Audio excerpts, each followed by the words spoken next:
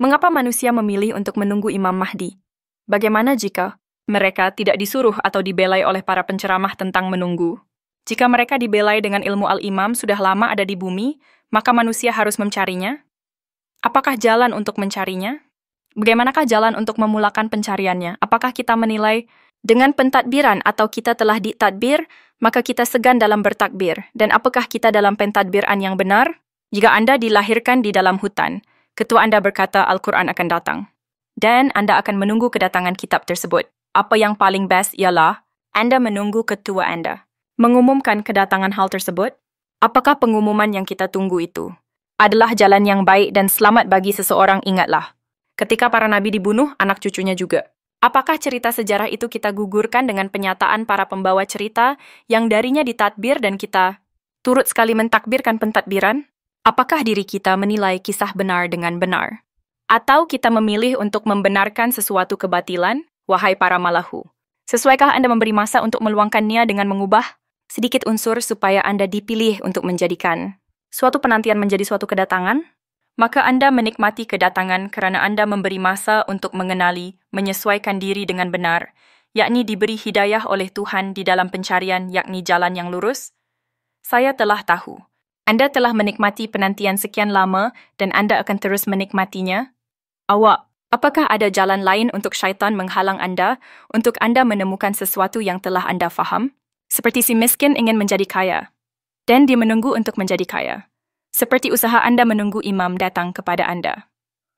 Apakah Anda menunggu pengumuman? Oleh itu, saya ingin mengumumkan. Anda usahalah untuk menunggu kerana imam akan datang kepada Anda mengumumkan kepada Anda. Bagaimana dia datang?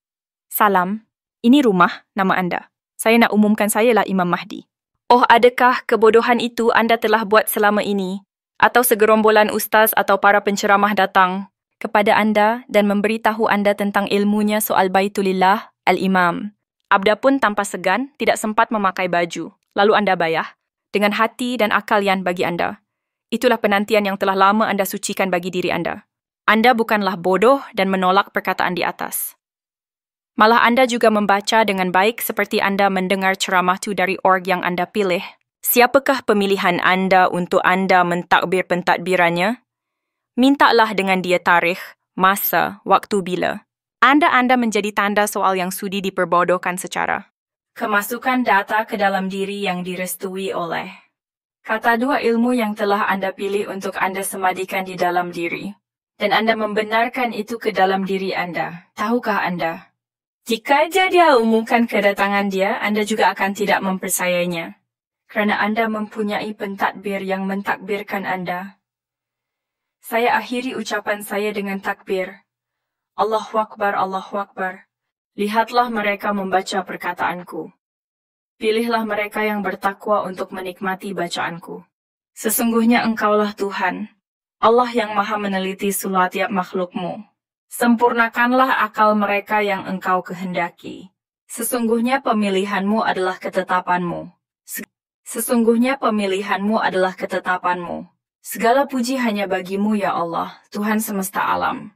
Sehingga saat ini, mungkin kita terus menikmatinya, merasa puas berpangku tangan menunggu, dan berharap tanpa bertindak. Seperti seorang yang miskin yang mengharapkan kekayaan tanpa usaha keras, kita juga mungkin terjebak dalam menunggu imam yang mungkin tidak datang dalam bentuk yang kita jangkakan.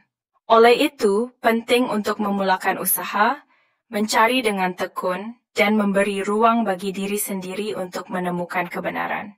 Pengumuman bahwa kita harus mencari dan tidak hanya menunggu mungkin merupakan amaran untuk kita tidak terus hanyut dalam fantasi menunggu. Mari kita awasi diri kita dan lihat apakah kita siap untuk tindakan yang lebih bermakna.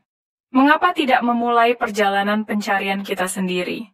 Menghimpunkan ilmu dan mempersiapkan diri untuk memahami akan membawa kita menjumpai hidayah Allah dalam pencarian ini. Yang paling penting, jangan biarkan diri kita terperangkap dalam kebodohan.